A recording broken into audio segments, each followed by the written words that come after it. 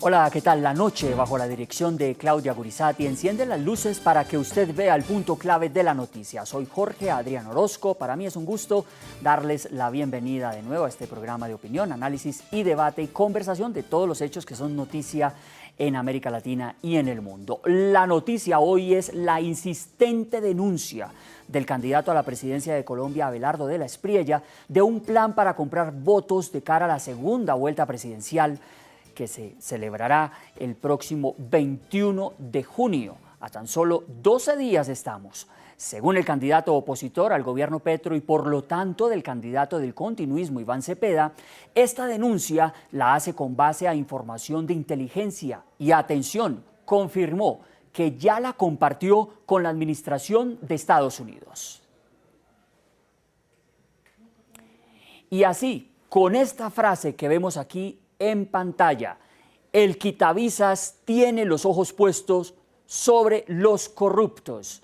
El candidato Abelardo de la Espriella, haciendo alusión a la administración del presidente Donald Trump, hizo público los nombres y apellidos de más de 30 personas que en diferentes partes del país, especialmente en el Caribe, estarían planeando la presunta compra de votos a favor del pacto histórico del candidato Iván Cepeda. Entre los nombres hay congresistas, empresarios, hasta funcionarios del gobierno de Gustavo Petro. Escuchemos. Y si aún no están convencidos todos esos politiqueros de hacer lo correcto, les recuerdo que el gobierno de los Estados Unidos está vigilando.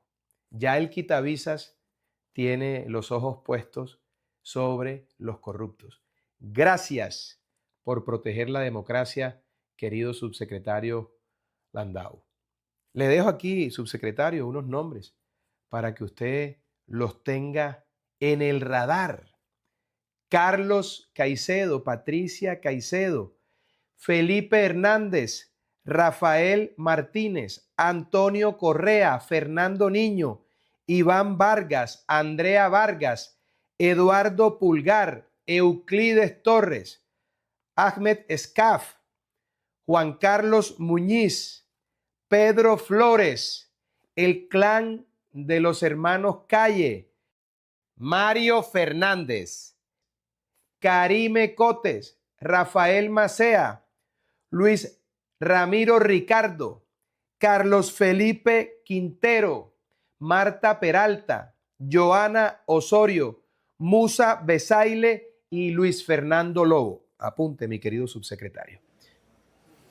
El quitavisas tiene los ojos puestos sobre los corruptos. Como lo oyen, el candidato de la Espriella entrega esta lista de nombres al subsecretario de Estados Unidos, Christopher Landau, quien se autonombra el quitavisas.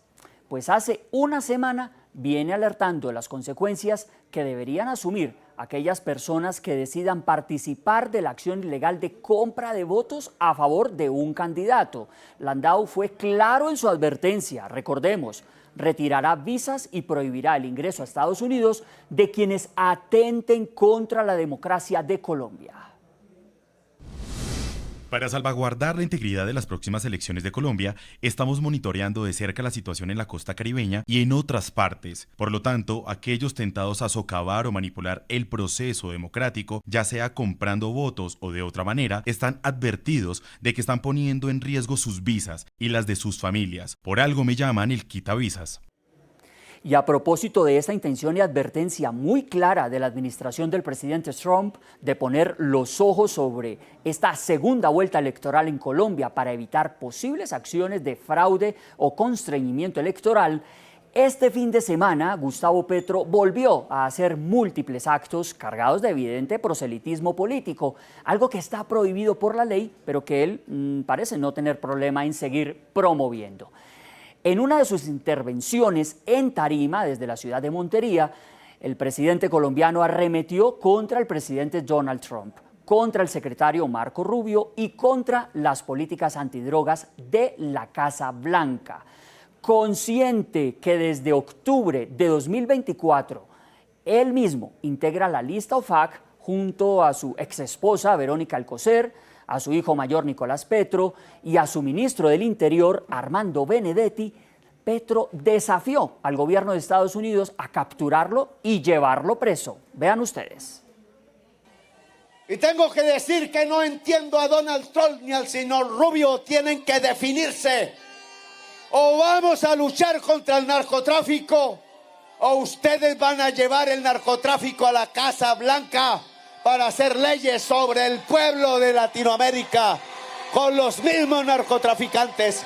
Y yo no lo acepto. Me pueden meter 10,000 veces a la lista FARC y si me quieren llevar preso, inténtenlo. Y es punto clave de la noticia. Desde el equipo jurídico del candidato Abelardo de la Espriella presentaron formalmente ante la Fiscalía General de la Nación una denuncia penal contra las más de 20 personas aparentemente involucradas con la compra de votos, según la denuncia del candidato de la Espriella.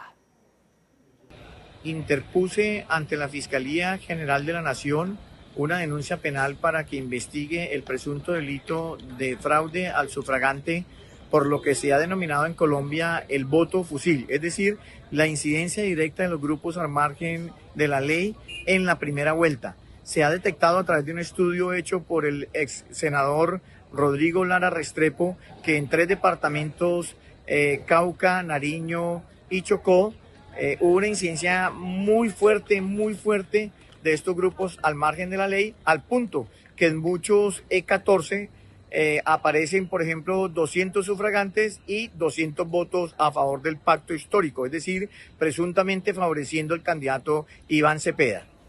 Pues escuchábamos al abogado Germán Calderón España mencionar un estudio del ex senador Rodrigo Lara en el que demostraría que en la jornada de primera vuelta el pasado 31 de mayo, en al menos 3 departamentos hubo incidencia de grupos armados en la votación del ciudadano, en especial de las zonas rurales. Vamos a explicarlo aquí en nuestra pantalla. ¿Cuáles son esos departamentos? Los departamentos de Cauca, Chocó y Nariño. En estas zonas, el candidato del pacto histórico, Iván Cepeda, superó el 70% de los votos en 109 municipios y en 100 de ellos, la Defensoría ya había advertido la presencia activa de grupos armados ilegales. El patrón es prácticamente idéntico en cada uno de estos departamentos. En Cauca, por ejemplo, vamos aquí a los datos. En 33 municipios con alertas vigentes de la Defensoría del Pueblo, el candidato Iván Cepeda obtuvo una votación a su favor en más de 37 de estos municipios. Hay una coincidencia del 89.2% frente a esas alertas que ya había hecho pues la Defensoría del Pueblo. Revisemos ahora en Chocó, en 24 de 26 municipios estaban en la misma situación y aquí hay un equivalente en coincidencia de 92.3%. Y en Nariño está el registro más alto. Miren ustedes, en 43 municipios estaba la alerta. Bueno, aquí tenemos que en 46 municipios de ese departamento hubo votación por más del 70% a favor del candidato oficialista Iván Cepeda. Esto da una coincidencia del 93.5%.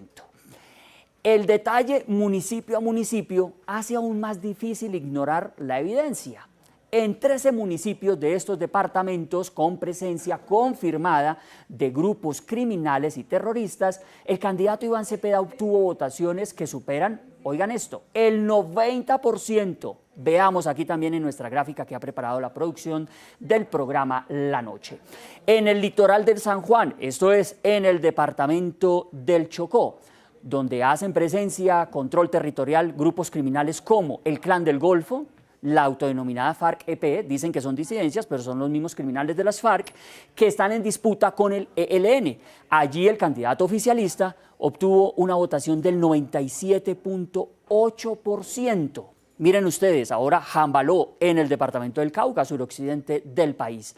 Allí hay presencia del ELN principalmente, este grupo terrorista. Bueno, en esta región, en este sitio exactamente en Jambaló, Cepeda obtuvo 97.6%.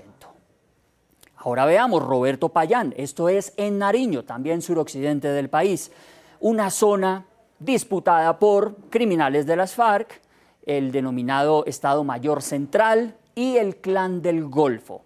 Allí el candidato oficialista del petrismo obtuvo el 97.5% de los votos. Revisemos ahora Mosquera, departamento de Nariño, también en el suroccidente del país. Allí hacen presencia y control territorial criminal las FARC y el Estado Mayor Central, el autodenominado Estado Mayor Central de las FARC. Una votación obtuvo allí el candidato oficialista del 97.3%. Y miren ustedes, en Magüí Payán, esto es departamento de Nariño también, donde hace presencia las FARC y el Clan del Golfo, entre otros grupos criminales que disputan el control territorial y el negocio del narcotráfico. Bueno, Iván Cepeda obtuvo el 97.1%. Es información con la que hoy estamos analizando las denuncias y adelante veremos otros municipios donde hay también este nivel de coincidencia entre las alertas de presencia de grupos criminales y la votación mayoritariamente pues a favor del candidato oficialista Iván Cepeda, que recordemos quedó de segundo en la primera vuelta presidencial frente al candidato opositor Abelardo de la Espriella. Integro al programa La Noche a Sebastián Velázquez, reconocido defensor de derechos humanos en Colombia, representante legal de FECOL, que es la Federación de Víctimas del Terrorismo, que representa a 225.000 víctimas del conflicto armado colombiano en 28 departamentos. Sebastián, gracias por estar aquí en el programa La Noche y quiero preguntarle primero su análisis a menos de 2 semanas de que los colombianos vuelvan a las urnas a elegir ya de manera definitiva al próximo presidente de la República. ¿Usted cómo está viendo este panorama y qué le preocupa, sobre todo en estas zonas de mayor influencia de grupos terroristas criminales, entre ellos las autodenominadas disidencias de las FARC? Buenas noches, muchas gracias por la invitación al programa La Noche de NTN. Pues lo primero que tengo que decir es mi admiración y respeto por el señor general Eric Rodríguez, quien ha denunciado el constreñimiento y carnetización de estas estructuras criminales en estos departamentos, específicamente en el departamento del Cauca. Sobre este cordón del Pacífico que lo componen el departamento de Chocó, Cauca y Nariño, pues están las estructuras terroristas, narcotraficantes por donde sacan la coca, y estas estructuras como el ELN, que tiene el control en el litoral del Pacífico, la estructura de Mordisco y de Calarcá en el Cauca y la estructura de alias Walter Mendoza de Comandos de Frontera, que no se nos olvide el señor Araña, que está pronto a ser extraditado por narcotráfico. Todas estas estructuras dedicadas a este negocio pues tienen dinero suficiente para comprar al elector, para constreñirlo, para controlarlo y decidir por ello la voluntad electoral. Sebastián, particularmente en la Federación de Víctimas del Terrorismo en Colombia, ¿ustedes qué denuncias han recopilado en estos días, en estas semanas cruciales para la democracia en Colombia, sobre ese presunto constreñimiento y sobre todo por la presión criminal del fusil en tantas regiones tan alejadas del territorio colombiano? Pues el control del ELN en el medio y en el Alto San Juan es absoluto. Ese es un corredor de narcotráfico estratégico del ELN, donde ellos ordenan paros armados solamente para sacar sus alijos de cocaína. Entonces ahí está evidenciado en esos mapas que ustedes mostraron el 100% de las votaciones por el candidato Iván Cepeda. Nos vamos más hacia el sur y en el Cauca usted podrá evidenciar el mapa del Cañón del Micay, ese corredor del Cañón del Micay que va hasta el Pacífico, por donde evidentemente estos narcotraficantes sacan esta mercancía. Y en el sur en Nariño, donde está Comandos de Frontera, que hacía parte de la Segunda Marquetalia, que hoy está en negociaciones en una mesa de diálogo con el gobierno nacional, donde hoy hace parte de esa mesa el bandido, narcotraficante y terrorista Walter Mendoza, que hoy incumple al gobierno, incumple a los colombianos. También se presenta este fenómeno del control territorial, del narcotráfico y del 100% de los votos a nombre de Iván Cepeda. Entonces, obviamente nosotros sí hemos documentado estos casos, muchos de ellos en Caquetá de líderes nuestros, muchos de estos casos en el norte del Cauca, en este cañón del Micay y el norte del Cauca, donde hoy controla la estructura de alias Iván Mordisco y donde hace presencia también en confrontación la estructura de alias Calarcá. Sebastián, permítame unos segundos porque hay una información muy importante aquí en el programa La Noche. Último minuto en NTN 24. Mucha atención, esto es noticia de último minuto y noticia en desarrollo. Hace minutos conocimos esta decisión, la decisión del magistrado Rafael Albeiro Chavarro del Tribunal Superior de Bogotá, en la que ordena de manera provisional al candidato presidencial Abelardo de la Espriella abstenerse de utilizar el eslogan de campaña Firme por la Patria y retirar en un plazo de 24 horas toda la propaganda política que incluya símbolos patrios. Veamos. Tercero, decretar las medidas provisionales solicitadas por el actor. En consecuencia, se ordena al candidato presidencial Abelardo Gabriel de la Espriella Otero, a su fórmula vicepresidencial José Manuel Restrepo Bondano y al grupo significativo de ciudadanos defensores de la patria y a las demás personas y entidades vinculadas que, dentro de las 24 horas siguientes a la notificación de este proveído, procedan a retirar toda aquella propaganda política que obre en su página web, medios de comunicación masiva y redes sociales en las que se empleen símbolos patrios como la bandera de la República de Colombia, escudo y demás figuras representativas de la nación, imágenes alusivas a las instituciones militares y policiales, saludo y emblemas representativos de las entidades castrenses, así como el uso de las oraciones Firmes por la Patria y Defensores de la Patria. Rodrigo Lara, abogado, académico, integrante, estratega de la campaña del candidato presidencial Abelardo de la Espriella, excongresista de Colombia. Gracias por estar aquí en el programa La Noche, por darnos estos minutos y su primera reacción frente a esta decisión judicial a menos de 2 semanas de la segunda vuelta presidencial. Bueno, un saludo muy especial para ustedes. Muchas gracias por su amable invitación. Bueno, esta decisión del Tribunal de Bogotá obedece a una demanda que fue presentada por personas cercanas a la campaña de Iván Cepeda. Es un fallo ridículo, si me permite la expresión, que en últimas lo que traduce es el inmenso desespero que hoy agobia a la campaña de Iván Cepeda. Ellos están dedicados a este tipo de acciones ilegales, derisorias. En segundo lugar, a intentar comprar votos en diferentes partes del país, particularmente en la costa Caribe, y a solicitarle a las grandes organizaciones del narcotráfico que operan particularmente en el suroccidente del país, particularmente en Guaviare, Caquetá, Nariño, Cauca y Chocó, pues que presionen a la población civil para que voten por Iván Cepeda. Eso es lo que estamos viendo en muchos departamentos del país. Es parte de la desesperación electoral.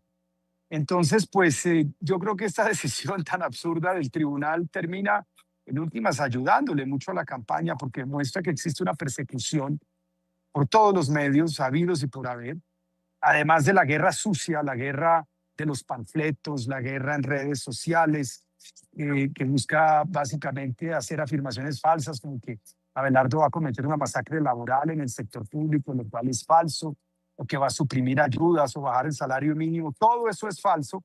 Lo que denota es la inmensa desesperación de estas organizaciones. Doctor Lara, ¿y de manera inmediata habrá algún recurso legal contra esta decisión judicial? Y se lo pregunto porque, bueno, ya estamos a menos de 2 semanas de volver a las urnas y seguramente la campaña pues lo pensará muy bien, porque ya la publicidad, la propaganda y los seguidores del doctor de la Espriella, pues si algo han identificado durante meses, porque no solamente semanas, sino meses de campaña, el eslogan de Firmes por la Patria. Entonces, ¿qué acción van a seguir? No, se presentarán recursos de ley ante esta decisión tan arbitraria, inaudita, incomprensible, inédita por parte de este tribunal, y estamos seguros que pues, se preservarán los derechos y las libertades que asisten a tanto a Abelardo de la Espriella como a su campaña. A nosotros no nos preocupa porque en últimas es absolutamente imposible y absurdo pensar que esta decisión puede prohibir una expresión espontánea del pueblo colombiano de utilizar los símbolos que más lo identifiquen con la campaña de Abelardo. La campaña de Abelardo es un movimiento popular, es un movimiento de masas. Y eso es lo que tiene tan asustado básicamente al candidato del gobierno y a Gustavo Petro. Ellos se imaginaban que se iban a encontrar con una campaña, con una candidatura de los de siempre, de élites, de partidos tradicionales, de grandes grupos económicos, y están frente a un candidato libre, porque pues, libre de ataduras de la política tradicional, independiente de los grandes grupos económicos, y que tiene un pacto con el pueblo colombiano y que ha movilizado a masas enteras del pueblo colombiano que están hartas del mal gobierno, del latrocinio, de la corrupción y de la inseguridad y de la libertad que le han dado a los grupos delincuenciales para que extorsionen y amenacen al pueblo colombiano. Este es un movimiento popular que va a liberar a franjas enteras de la población colombiana del arbitrio de estas organizaciones criminales que hoy apoyan, particularmente en las regiones que mencioné anteriormente, la candidatura de Iván Cepeda. Revisemos aquí en pantalla los reparos del magistrado ponente del Tribunal Superior de Bogotá a la campaña de Abelardo de la Espriella. Miren ustedes, el uso de la bandera de Colombia está en primer lugar. Como segundo punto, la utilización de la paleta cromática asociada a ese símbolo patrio, es decir, la bandera de Colombia, el amarillo, el azul y el rojo. El saludo propio de las fuerzas militares y de policía también hace parte de la decisión judicial que hoy se ha tomado en Colombia. El uso de la palabra patria, antecedida por el término defensores, pues que hace parte, como ya sabemos, del eslogan oficial de la campaña del candidato Abelardo de la Espriella. Veremos entonces a partir de ahora qué pasa con las acciones judiciales que nos explica aquí el doctor Lara, se tomarán por parte de los jurídicos, asesores jurídicos de la campaña. Pero en otra noticia quiero hablar aquí con el doctor Lara, con la que iniciábamos nuestro programa, y es la denuncia hecha por el candidato Abelardo de la Espriella y sobre todo con la advertencia directa por las acciones que se han emprendido ante el gobierno de los Estados Unidos. El quitavisas tiene los ojos puestos sobre los corruptos. Esto sobre las denuncias con lista en mano de más de 30 nombres de presuntos compradores de votos que ha hecho el candidato de la Espriella directamente al subsecretario de Estados Unidos, Christopher Landau. Doctor Lara, ¿confían ustedes en que Estados Unidos es el gobierno que hoy debe garantizar la transparencia electoral en Colombia el 21 de junio? No, sea lo primero señalar que nosotros, pues todos estos hechos se han denunciado ante las autoridades colombianas. Por ejemplo, en el día de ayer, con base en una investigación que realizamos en la campaña, el abogado Germán Calderón España presentó unas denuncias penales por consentimiento del elector tras las irregularidades y las votaciones atípicas que encontramos en el suroccidente del país a favor de Iván Cepeda. En segundo lugar, la campaña también puso y va a poner mañana en la Comisión de Seguimiento Electoral en conocimiento de esta instancia todas estas irregularidades. Y por supuesto que todo lo que observemos en materia de compra de votos se va a poner en conocimiento. Lo que pasa es que pues sí se ha señalado también ante las instancias internacionales y ante los observadores internacionales, y aquí hay observadores de los Estados Unidos, no solamente ante los Estados Unidos, sino ante el secretario Marco Rubio del Departamento de Estado, se han puesto en conocimiento estos hechos, es decir, los hemos puesto ante toda la comunidad internacional. Y ha habido una reacción que naturalmente agradecemos por parte de su subsecretario de Estado, Landau, en donde dicen que Estados Unidos tiene un compromiso con la democracia, con el respeto de todos los procesos democráticos, y hay precedentes en ese país de compromiso con ese con ese fin. En Ghana, en Nigeria y en Venezuela han revocado visas contra todos aquellos que han atentado contra la transparencia y la libertad de los procesos electorales, en defensa de la democracia, que además es un deber y es un compromiso de todos los países que son firmantes de la Carta de la OEA, de la Carta Interamericana, en el sentido de proteger la democracia y promover la democracia en todo el continente. Ojalá los demás países de América Latina también se pronuncien frente a estos hechos provenientes de grupos y personas cercanas al gobierno, de intentar alterar la transparencia y la libertad del proceso democrático. Doctor Lara, ¿qué tipo de evidencias son las que tiene hoy la campaña del doctor de la Espriella para sugerirle a la administración de Donald Trump que active acciones como la de quitarle la visa, por ejemplo, a los supuestos mercaderes de votos en el Caribe colombiano? Muchísimas, incluso hay videos, por ejemplo, de personas que son cuadros directivos de la campaña de Iván Cepeda en el departamento del Cesar, diciendo que salgan a conseguir esos votos, que ellos tienen el dinero, que lo van a repartir. Eso se llama repartir dinero en tools, dinero en efectivo, que es con el que se compran los votos. Y aquí ya hay precedentes en la justicia colombiana en ese mismo sentido. Ya hay jurisprudencia y ha habido casos muy connotados, particularmente en la ciudad de Barranquilla, en la costa Caribe, en donde se han destapado y sancionado por parte de la justicia esquemas de compra de votos en esas zonas.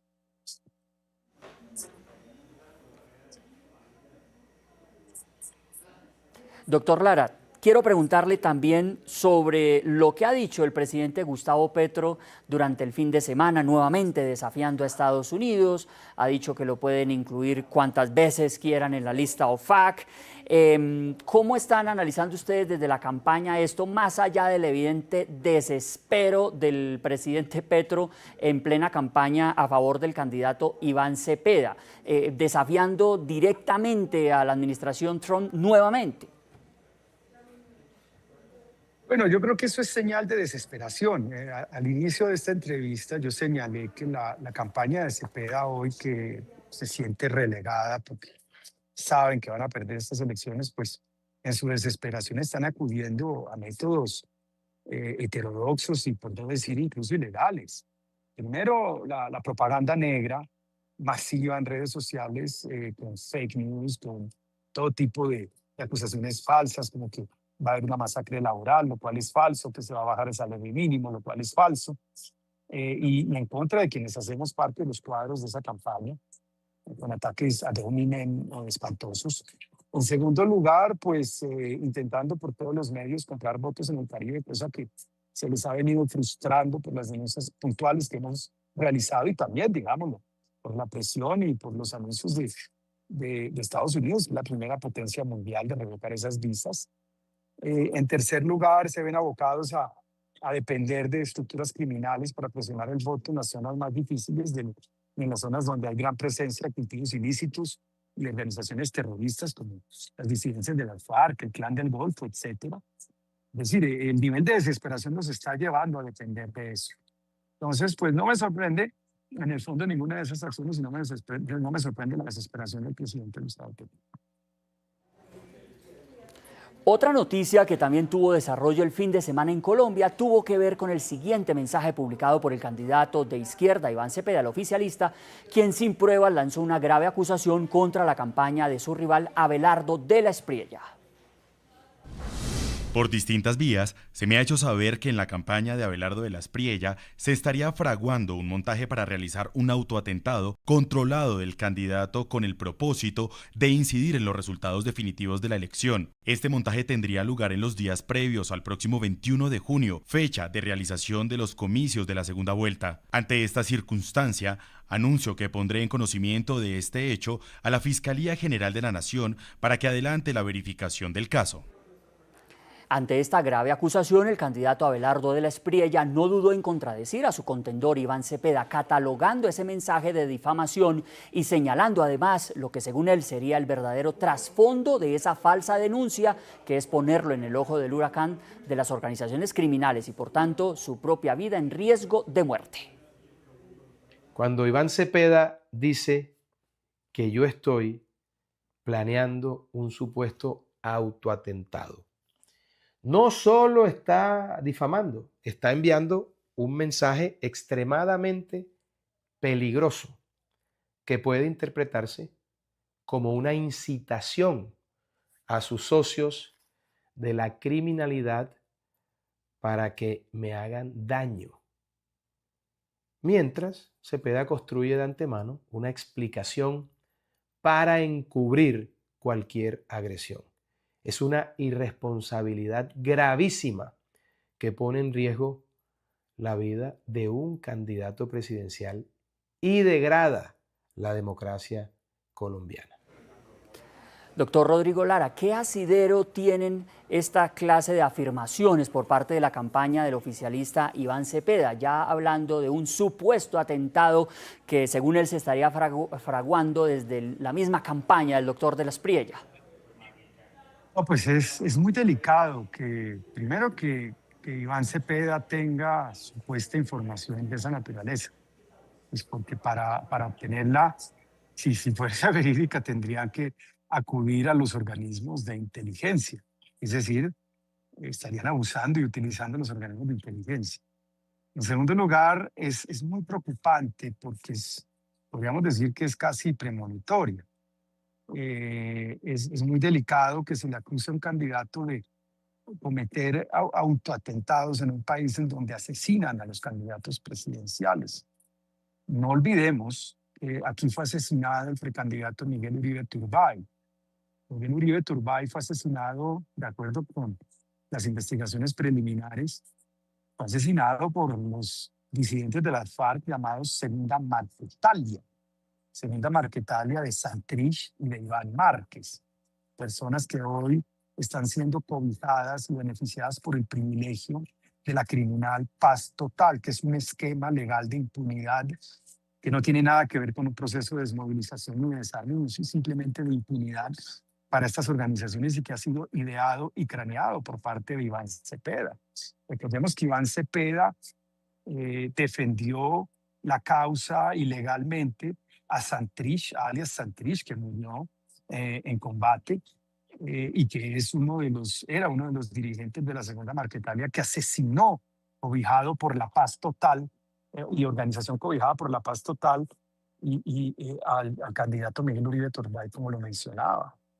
Es decir, aquí asesinan a candidatos presidenciales, son estas organizaciones beneficiadas y privilegiadas por parte del gobierno de Gustavo Petro y que tienen todo el interés en que esta estructura de la Paz Total se preserve y se mantenga.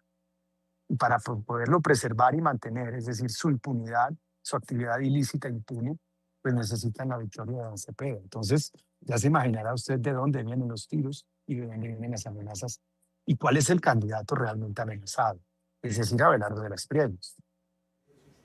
Excongresista Lara, hoy aquí en la noche estamos en nuestra pantalla analizando desde el inicio del programa esas coincidencias de su propio estudio estadístico sobre el control territorial de grupos criminales y las votaciones superiores incluso al 90%, en varios municipios más del 70% a favor del candidato oficialista Iván Cepeda. Vemos, por ejemplo, el caso de Cauca, Chocó, Nariño, donde son evidentes las coincidencias entre la votación y los municipios con alertas vigentes por parte de la Defensoría del Pueblo. Solo por retomar un ejemplo, en Cauca el 89.2% de coincidencia y en Chocó el 92.3%. ¿Qué estrategia están tomando ustedes desde la campaña del candidato Abelardo de la Espriella para blindar el voto, sobre todo en esas regiones de influencia y control de grupos terroristas y narcocriminales como las autodenominadas disidencias de las FARC, el ELN, el Clan del Golfo? En esos 3 departamentos operan esencialmente 4 organizaciones, aun cuando hay más suborganizaciones o disidencias de disidencias, pero está el Clan del Golfo, ha sido incluso declarado terrorista por parte de los Estados Unidos. Están las disidencias de Segunda Marquetalia, terroristas, las disidencias de alias Mordisco, terroristas, y el ELN, terroristas. Y operan en toda esta región. Aquí hay un órgano que es el Ombudsman, que es la Defensoría del Pueblo, que ha señalado que hay 147 municipios en alerta temprana por presencia de estas organizaciones criminales. Y en 109 de esos municipios, Iván Cepeda obtuvo votaciones superiores al 70%. Eso se llama en nuestra jurisprudencia votación atípica.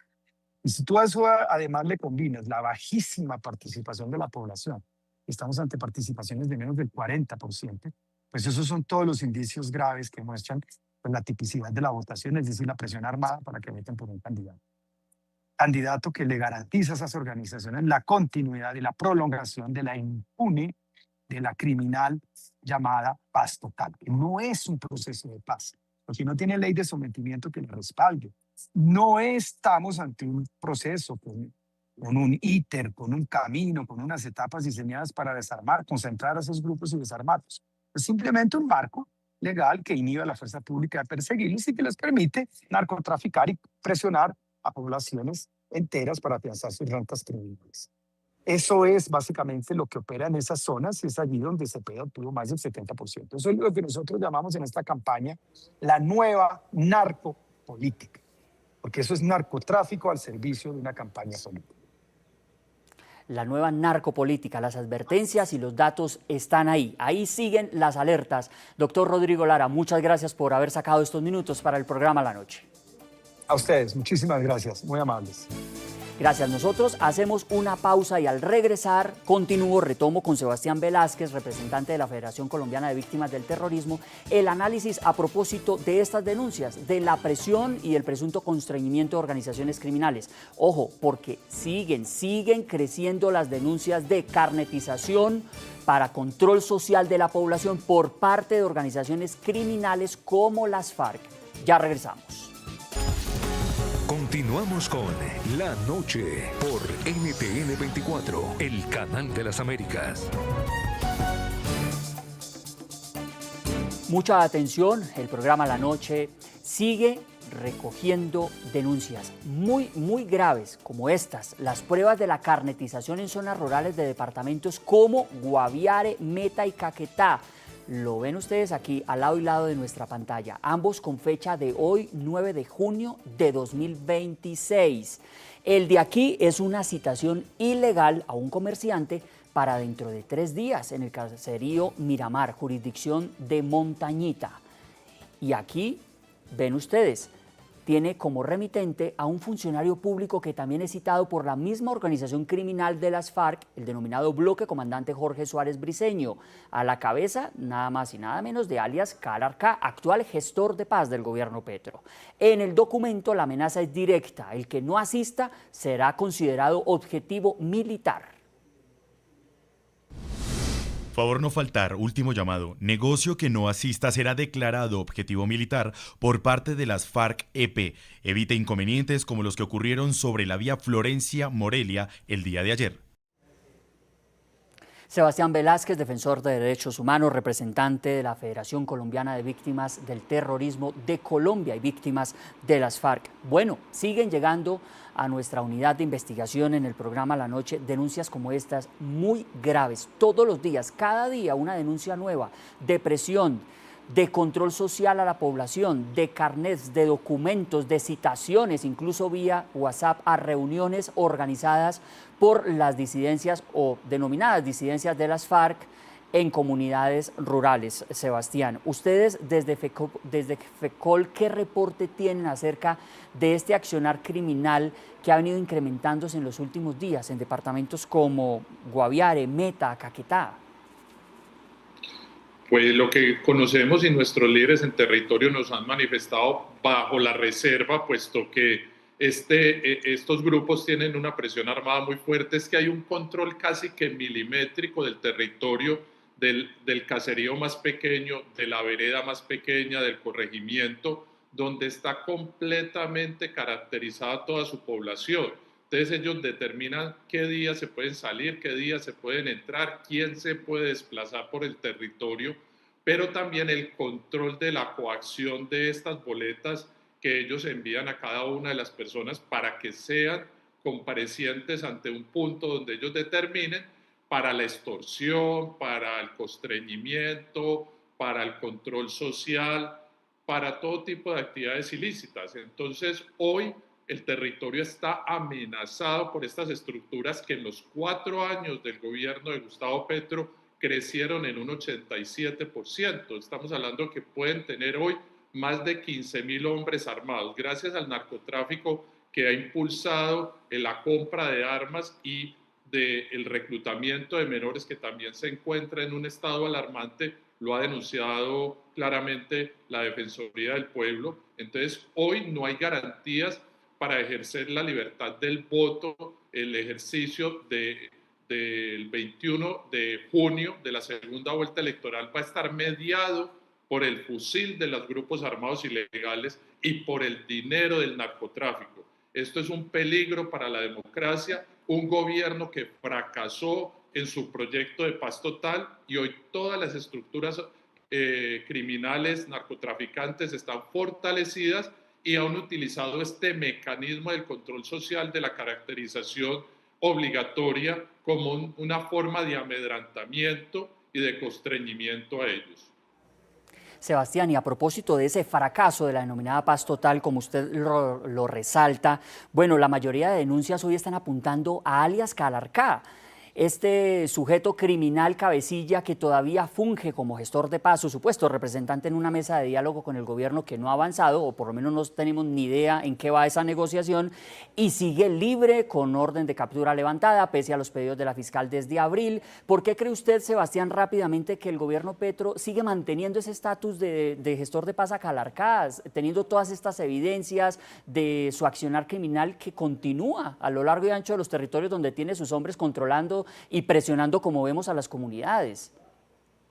Ningún colombiano entiende esa manera cómplice como un gobierno, como un Estado con sus fuerzas militares no ha operado en contra de este criminal impune. Ese bandido de alias Calarcá nos amenazó desde el 2024, cuando estábamos haciendo trabajo con la unidad de búsqueda en la montañita. Desde ese momento, en 2024, nos declaró objetivo militar, a mí y a varios colaboradores de FECOL. Ese es un bandido impune que este gobierno ha permitido que crezca militarmente en todo el país. Hoy tiene presencia en Antioquia casi que en 4 frentes. Me gustaría que ustedes indagaran el crecimiento de este bandido en todo el país, de manera impune. Aquí se persigue a unos y se deja crecer a otros.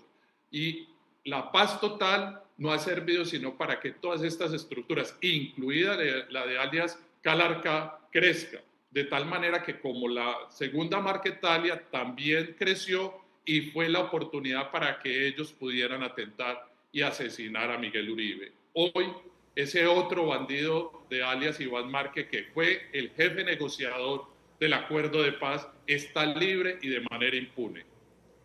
Supuestas negociaciones, Sebastián, pero ahí siguen los criminales de Calarcá presionando y amenazando a las comunidades, ahora perfilándolas y carnetizándolas a menos de 2 semanas de los comicios de la segunda vuelta presidencial en Colombia. Sebastián, gracias por estar aquí en la noche.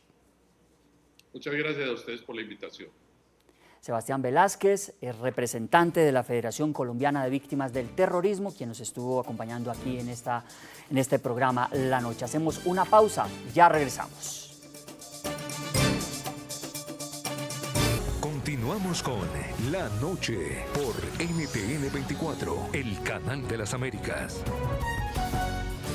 Y cerramos hoy el programa La Noche con estos otros datos que hacen parte de la denuncia instaurada ante la Fiscalía General de la Nación por parte del abogado Germán Calderón España, sobre el constreñimiento en zonas controladas por agrupaciones narcocriminales. Bueno, él ha tomado como referencia algunas estadísticas que ha sacado el excongresista Rodrigo Lara. Por ejemplo, como estas, en Alto Baudó, donde los grupos criminales que están controlando el territorio, el Clan del Golfo y el ELN, mantienen control en esta zona, el candidato oficialista Iván Cepeda sacó una votación del 97%. En Timbiquí, Cauca, donde está el ELN, la segunda Marquetalia, la votación por el candidato oficialista fue del 96.5%. En Guapi, en Cauca, 95.2% de votos a favor de Iván Cepeda, en un territorio que está controlado por la segunda Marquetalia y el ELN, entre otras agrupaciones criminales. Y Almaguer, en el Cauca, 95.1%, en una zona de influencia y control del grupo terrorista ELN. Son los datos que hacen parte ya de esta demanda de presunto constreñimiento criminal al elector en estas zonas del suroccidente del Pacífico colombiano. A todos nuestros televidentes los invito a que visiten nuestra página web NTN24, escriban en nuestras plataformas digitales, leemos sus opiniones. La noche seguirá encendiendo las luces para que usted vea siempre el punto clave de la noticia. Gracias por acompañarnos, continúen con nuestra programación.